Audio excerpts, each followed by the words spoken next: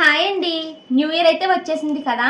నేను every new year మా పిల్లలకి ఒక గిఫ్ట్ అయితే ఇస్తానండి. అవి ఏంటి అంటే డైరీస్ అనమాట. మా షాను 2023లో డైరీ రాయడం స్టార్ట్ చేసిందండి. అంటే నేను స్టార్ట్ చేయించాను అనమాట.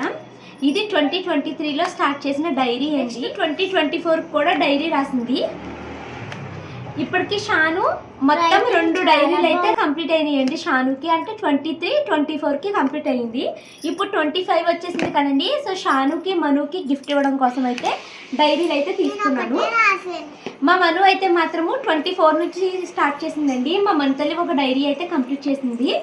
ఈ డైరీస్ ఎందుకు రాయిపిస్తాను అంటే పిల్లలకి మెమొరీస్ అన్నది వాళ్ళకి సేవ్ అవి ఉంటాయి కదా, అదొకటి. నెక్స్ట్ రైటింగ్ ఇంప్రూవ్ అవుతుంది, ఇంగ్లీష్లో మాట్లాడటము సెంటెన్స్ ఫార్మేషన్ కూడా బాగా వస్తుందండి.